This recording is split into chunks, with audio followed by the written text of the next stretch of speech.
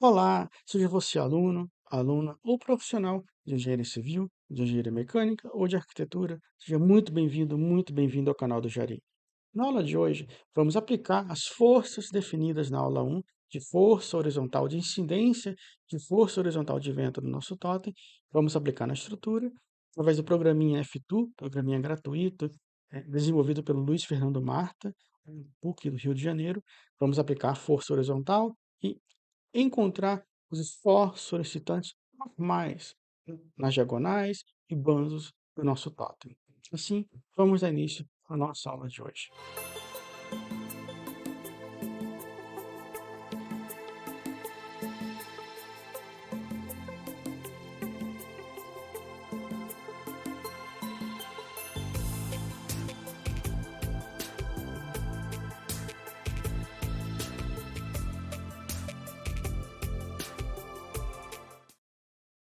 Totem de 6 metros, aula de número 2. Diagramas de esforços normais. Item 1, apenas recordando as características geométricas do nosso totem definidas já na aula de número 1. Bem, as dimensões gerais do totem já foram trazidas na aula de número 1.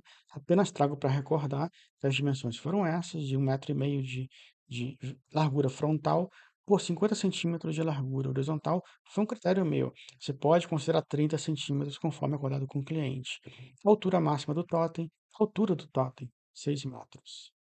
Os elementos são esses: banzo, diagonal e montante. Tanto o profissional de obra como o profissional de projeto deve ter em mente os nomes desses elementos. No caso de uma deliberação em campo, uma conversa em campo, você saber e ter em mente os nomes dos elementos, para não trocar as informações na obra. Carga concentrada horizontal. Bem, na aula de número 1, nós calculamos a carga concentrada e aplicada no nosso totem, incidindo diretamente sobre o totem. Como nós temos a disposição de duas treliças para cada direção frontal e lateral, então você pode dividir aquela carga concentrada que a gente calculou pelo de vento por dois. Não tem problema, pois nós temos duas treliças. Ou você calcula a carga concentrada horizontal, considerando a treliça, cálculo de uma treliça dupla, ou você faz como eu faço. A metodologia que eu adoto é essa: eu divido cada força F1 e F2 encontradas para a face frontal, e F3 e F4 encontradas para a face lateral.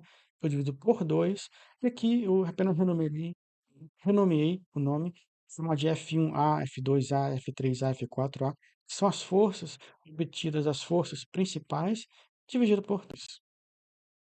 Então, você dividido por 2 cada força incidente, na parte frontal, no trecho de 0 a 5 metros, no trecho de 5 a 6 metros, e na parte lateral, no trecho de 0 a 5 metros, e no trecho de 5 a 6 metros, você vai encontrar essas forças divididas por 2 em quilograma-força e em quilonewtons. E aqui os diagramas de corpo livre. Cargas nominais foram aplicadas nos nós. Muito importante você especificar se as cargas são nominais, se já estão ponderadas. Muito importante, isso aqui é básico, na hora de cálculo bem organizada. Temos aqui uma treliça que eu desenho para carga frontal e outra treliça para receber o carregamento horizontal lateral de vento. Então, carregamento frontal e carregamento lateral de vento. Ambos são horizontais. Um vai ser frontal, o outro lateral. Como eu não disponho de software 3D, eu calculo sempre na F2 e jogo na minha planilha em Excel, eu calculo desenhando, no caso, uma treliça, né, com a vista em desenho 2D, e outra treliça num desenho também 2D. Muito cuidado, que a força frontal ela está entrando na sua tela, 1,5 m. Então, a força frontal, ela vai ter, no caso, a largura de 30 centímetros, que é a menor largura do totem. Considerei 30 centímetros para efeito de cálculo, considero a altura certinha do projeto. Para efeito de carga, considerei um pouquinho maior para efeito de conservadorismo, para receber um pouquinho mais de cargas. Mas quanto menor essa distância, maior será o binário, maior serão as forças de tração e compressão aplicado em cada banzo. E quanto maior essa distância, menor será o binário aplicado em cada banzo. Um binário lá da resistência dos materiais, muito importante. Nós temos aqui trecho de 5 metros. Dentro desse trecho de 5 metros e dentro do trecho de 1 metro, nós vamos ter as forças aplicadas: F1, F2, F3, F4, para a face frontal e face lateral. E muito cuidado. E no trecho de 5 metros, eu aplico a força exatamente a 2,5 metros. A força encontrada lá na aula 1, de 0 a 5 metros, para a carga frontal. E para a carga lateral, de mesma sorte. Os primeiros 5 metros, eu aplico a 2,5 metros a nossa outra força. Note que era um pouquinho menor, naturalmente, que essa força foi considerada uma diferença de 1,5 metro de largura, força frontal. Essa força é menor, pois foi considerada uma largura de 50 centímetros para a faixa lateral. E de mesmo grado, você aplica na parte superior de 5 a 6 metros de altura, vai ter uma variação de 1 metro, no caso de extensão. A 50 centímetros, você aplica as forças F2 e F4. Aqui só recapitulando, 30 centímetros, volto ao projeto original. Não considero 50 centímetros, pois eu estaria fora, eh, eu não estaria mais a favor da segurança se eu estivesse considerando 50 centímetros aqui. Eu teria um binário menor aplicado em cada base. Considera aqui o valor certinho e reduz esse valor e você vai ter maiores esforços normais aplicados nos banzos. Dimensões máximas, vista lateral. Dimensões máximas, é importante na FITU você desenhar, croquisar, já ter as dimensões definidas. Elas vão ser usadas na parte de dimensionamento, nas aulas 3, 4, em diante. É importante ter a dimensão diagonal, para a gente calcular a flambagem local, e assim por diante. Então, as dimensões máximas, no banzo, no caso, eu dividi minha treliça de 50 a 50 centímetros. Você pode dividir em 1 metro e 1 metro, ou como você achar necessário. E sempre calcular os esforços e encontrar o deslocamento máximo na treliça. Se o deslocamento estiver muito alto, você reduz de 1 metro para 50 centímetros.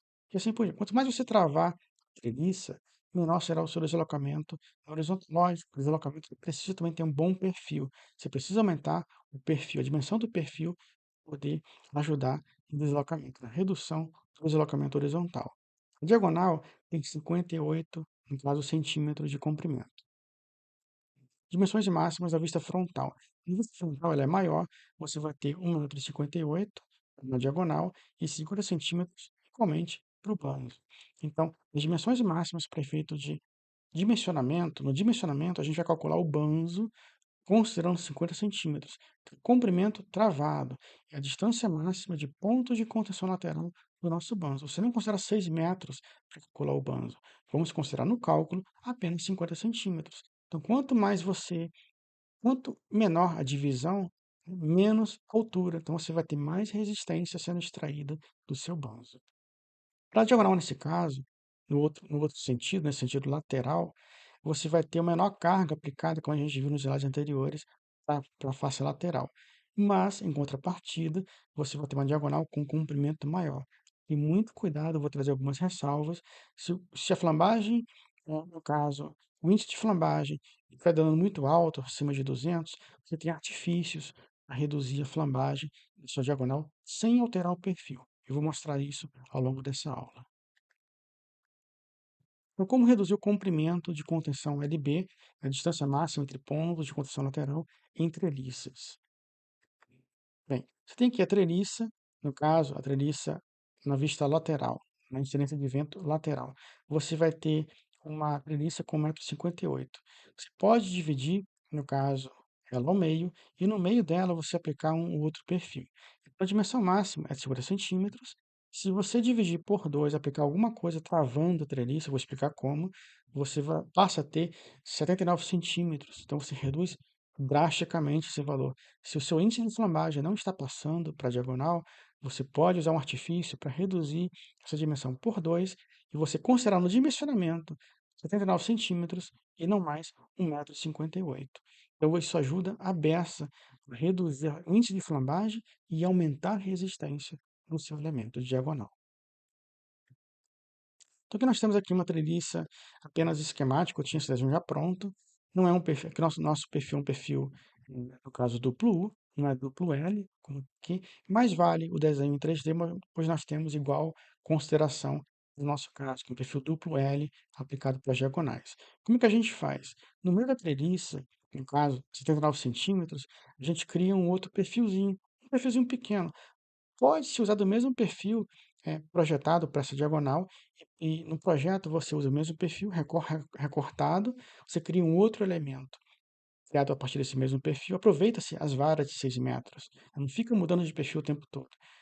Aproveita a mesma vara de 6 metros e você recorta lá na fabricação e montagem, vai ser recortado e soldado aqui, e travando, no caso, o perfil a 79 centímetros. Como o esforço de compressão está nesse sentido, nesse sentido, nessa direção, se travar o perfil na seção transversal perpendicular, você vai estar reduzindo, no caso, comprimento de travamento, no caso de 1,58 m para 79 centímetros.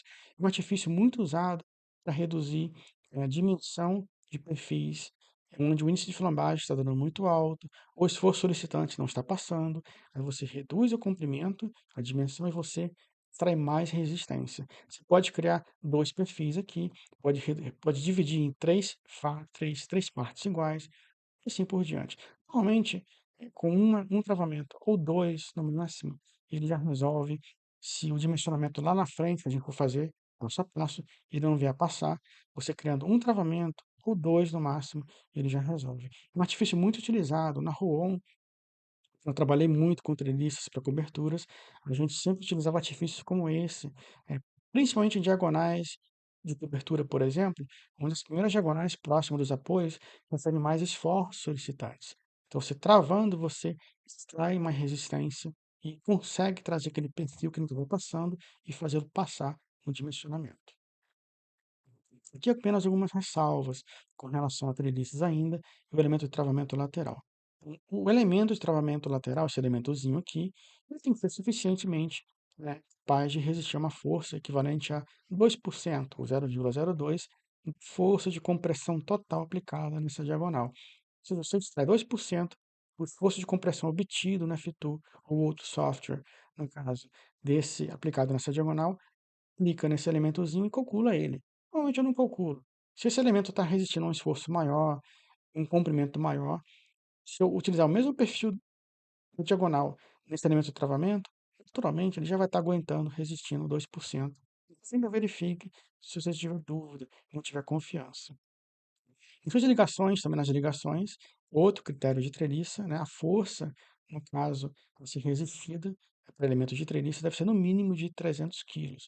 Isso eu extraí da norma aqui, norma canadense, né, é bem universal esse valor, bem próximo da maioria das normas. Então, 3 quilonewtons ou 300 quilos é força mínima aplicada em elementos de ligação de treliça. Uma solda com cerca de 10 centímetros, 5 centímetros. Esses comprimentos geralmente são pouquinhos entre eles, 6 centímetros, 7 centímetros. A gente tem pouco espaçamento aqui na hora de desenhar, projetar. Quem já desenhou e projetou treliça. Então, 5 centímetros, 6 centímetros de solda é suficiente para poder ter muito mais resistência do que 300 quilos. Então, fica aqui apenas critérios mínimos de força serem resistidos pelo elemento de travamento e pelo elemento de ligação, e pela ligação da treliça como um todo. Ainda no tocante ao dimensionamento, no caso, seguindo a linha desse item 3, sempre que você tiver um banzo, por exemplo, onde a distância entre pontos de contenção lateral não excede a 610 milímetros, você pode considerar aplicado no banzo apenas os esforços, no caso de compressão e tração. Não precisa considerar aumento fletor. Na diagonal, de mesma sorte. Se a diagonal estiver acima de 610 milímetros, você pode travar ela em algum ponto ou outro e ficar embasado nessa teoria de Kennedy-Rowan, elaborada em 64. A teoria ela se embasa no critério de se considerar uma rigidez, pequena rigidez oferecida por piso ou telhado. Quando tiver telha aplicado numa treliça, fixado a uma treliça, eu não considero rigidez nenhuma de telha, seja de aço, alumínio, eu não considero rigidez de telha, acho muito pouco, eh, pouca estrutura, pouca massa para oferecer alguma rigidez. Rigidez eu apenas considero em estruturas quando tem uma laje maciça, uma laje pré-moldada, assim, eu considero alguma rigidez. E quando o comprimento ele excede, no caso, aos 610 milímetros, essa distância entre pontos de construção lateral ele excede, aí você deve considerar uma combinação de força normal e momento fletor aplicado nos elementos. Como se fosse um pilarzinho, recebendo esforço normal e momento fletor. Essa teoria, né, de Kennedy-Rowan, você pode aplicar e ficar embasado, ficar coberto por ela, isso é memória de cálculo. No caso, considere 500 milímetros, para baixo, 610. Na diagonal está um pouquinho acima, mas o esforço na diagonal é pouquinho. Então, nesse caso, eu não sigo a teoria da diagonal. A menos que seja uma diagonal aplicada próximo da base de um pilar, por exemplo, que vai ter um esforço muito grande. Então, você pode ficar coberto pela teoria e dimensionar esforço normal e momento fletor simultaneamente. Um critério meu, deixa aqui a teoria para sua análise. Item 4. Diagramas de esforços normais. Bem, os diagramas de forças normais são obtidos pelo programinha FTOO. Ao aplicar aquelas forças, você gera os esforços normais, né, clicando lá no botãozinho esforços normais do FTOO, e ele gera para você os esforços normais aplicados em cada segmento de banzo, em cada segmento de treliça. Eu vou trazer um zoom mostrando com mais propriedade, com mais legibilidade. O carregamento lateral, o carregamento frontal, eles carecem desses diagramas. A gente precisa trazer, no caso, na análise 2D, a treliça pela vista frontal e a treliça pela vista lateral. E obter para cada um deles, a partir daquelas forças aplicadas, concentradas, os esforços normais aplicados em cada banzo e em cada treliça. Aqui é um zoom apenas do carregamento frontal, da base do carregamento frontal. Aqui uma continuação, você tem aqui a base do carregamento frontal, uma continuação dele, e por fim, no caso, vai ter o topo. Note que os esforços, no caso, o binário aplicado no banzo, ele vai reduzindo à medida que o totem vai. À medida que vamos chegando no topo do totem, você vai ter até elementos de banzo com esforços nulos. Então, os esforços eles chegam a cair a 1,4, 1,408 quilonewtons.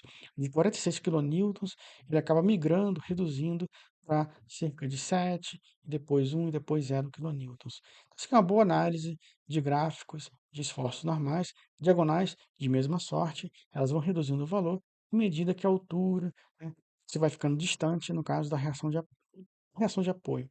Né? Então, você vai ter redução dos esforços normais aplicados em banzos, em diagonais e montantes. Os montantes, os esforços são nulos em alguns trechos e fica a ter algum esforço normal aplicado em um montante ou outro. Reações de apoio. A partir desses gráficos, a gente precisa extrair reação máxima de apoio, ela vai ser importante para dimensionar a fundação. Então, lá na frente, quando for dimensionar a fundação do nosso totem, você se lembra desses valores obtidos aqui na aula 2. Reação horizontal e reação vertical máxima. É importantíssimo trazer isso.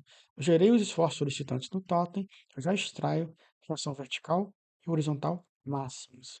O esforço normal máximo no banzo também. O esforço máximo normal no banzo eu extraio como sendo de 46,600 quilonewtons. E na diagonal, de mesma sorte, o esforço normal máximo, ele vai ter tração e vai ter compressão. A compressão é sinalizada por sinal negativo no programa F2. Então, vai ter compressão e tração alternando, né? Compressão e tração em função da incidência de vento. Então, na diagonal, o esforço é bem menor. Compare o valor do esforço normal aplicado no banzo e do esforço normal aplicado na diagonal. Isso também acontece em coberturas. A gente calcula a carga vertical de vento, sucção, sobrepressão aplicada na cobertura. Então, as diagonais, elas sempre ficam sujeitas a esforços muito ínfimos, muito menores, se comparados com os esforços absorvidos pelos banzos. Então, nos banzos, a gente sempre reserva os maiores perfis. Os maiores perfis, um duplo L, perfil duplo L simples, ele já se encarrega de resistir aos esforços de diagonais. Análise do carregamento lateral, apenas um zoom naquela parte lateral do gráfico. Aqui a continuação, a parte do topo, pois ele é muito largo, não trouxe o trecho intermediário, eu trouxe apenas a base e a parte do topo, já reduzida aqui em escala, para você ter uma análise dos esforços solicitantes. A incidência do vento, no caso, é no trecho de 50 centímetros, até aumentei um pouquinho de 30 para 50, para ter um pouquinho mais de vento aqui, por favor da segurança, mas a incidência, no caso, horizontal concentrada de vento, sobre a parte lateral, né, da nossa treliça, do nosso totem, ele gera esforços muito menores do que os gerados na incidência de vento frontal. Então, você nota aqui que tem um binário maior, uma distância maior, uma incidência de vento menor, então, naturalmente, os esforços normais vão ser menores. Então, o esforço horizontal também, nessa direção, você extrai para calcular a fundação. O esforço vertical máximo, você extrai para a gente calcular a nossa fundação, nossa base de concreto, contrapor esse tombamento, evitar o tombamento. O esforço normal do banzo, que era de 40 e pouco, acima de 40, se não for a memória já de anterior, foi para 3 quilonewtons. Temos um binário que é muito maior, temos 1,5 metro de binário.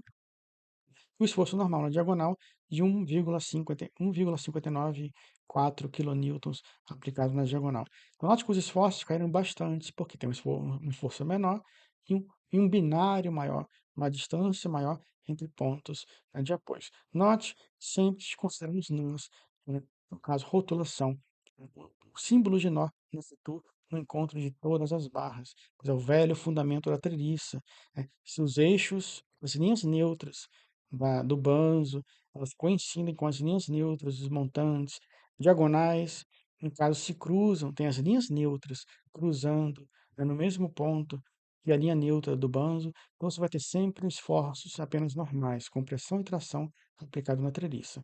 Então, como parte desse fundamento, você considera, no caso, rótulas, nós, aplicados em todos os pontos da treliça. Nós rotulados ou nós engastados? Aqui eu trouxe apenas rapidamente nesse item, esse é um item rápido, apenas mostrando a diferença entre considerar uma estrutura toda rotulada e uma estrutura toda engastada, sem nó nenhum. Então, aqui no F2, você utiliza esse botãozinho, no caso, para considerar nós. Você clica em um nó, segura o Shift e seleciona os outros nós, e você clica nesse botãozinho e vai aplicar o símbolo de nó, no caso, rotulado, em todas as uniões diagonais e montantes e diagonais. E aqui, Ibanzos. E aqui, se você optar por engastado, ou seja, soldado, rígido, no caso soldado, ela soldado parafusando, a gente considera a prefeito de cálculo como sendo rotulado, treliça sempre. Aqui no caso, se você não considera rotulado, você vai ter esses pontinhos indicando nós engastados rígidos. Continuando, te dá indicação com rótula, no caso o engastamento, com o nó ou sem o nó. Se você clicar em esforços normais, seria esse botãozinho aqui no F2, se você clicar nele, você vai gerar os esforços normais. Os esforços normais são praticamente os mesmos, não há modificação. A diferença é 3,05, 3,054, são os mesmos esforços e nada modifica. Mas, se você clicar em caso esforços cortantes, você vai observar que para a estrutura rotulada não há esforço cortante nenhum.